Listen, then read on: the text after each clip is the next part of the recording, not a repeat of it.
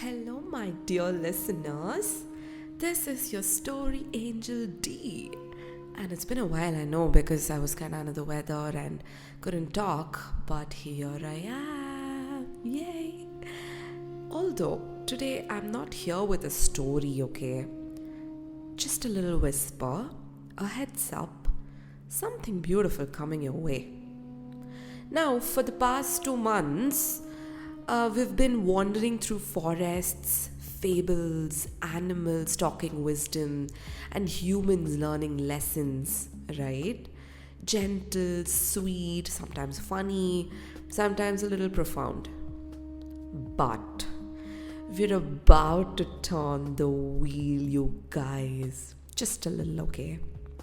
Because from here on, we're stepping into something deeper, something richer. Stories that are not just told but lived.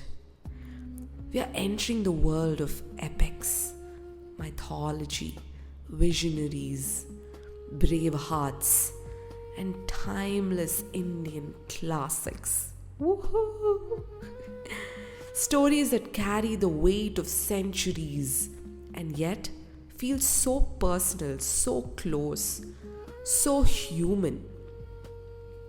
And what better way to begin this new journey than with someone who changed the way the world understands life itself? The story of a prince who had everything and yet went looking for something more. So, tomorrow there's a special edition coming out. I'll be bringing you the story of Gautama Buddha, or as he once was, Siddhartha. Not a lesson, not as a lecture, but as a story, the way we've always done it here. His journey, his questions, his silence, and that one moment under a tree that changed everything.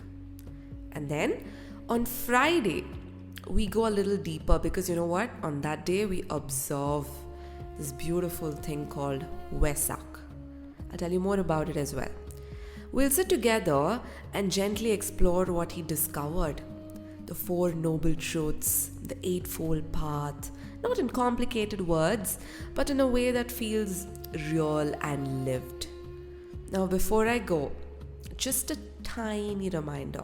Something I've said before, but it matters even more now. You might wonder, why no videos? Why no visuals? No animations, nothing on screen. Story Angel D, we need all of these. You might wonder, right? I'll tell you why. Because this space is meant to be different, okay? A place where you don't watch a story, you see it in your own way.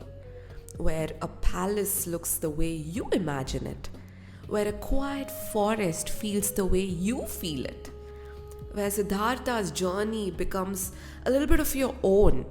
So maybe, just maybe, put the screen aside for a while. Oh God, we've been having so much screen time anyway, right? So let this be your small pause in the day, your little escape into a world that exists only in your beautiful mind. Okay? Alright then, I'll see you tomorrow at 8 p.m. for a story that isn't just heard but felt. Until then, stay gentle, stay curious, and keep that beautiful imagination alive. This is your story angel D signing off.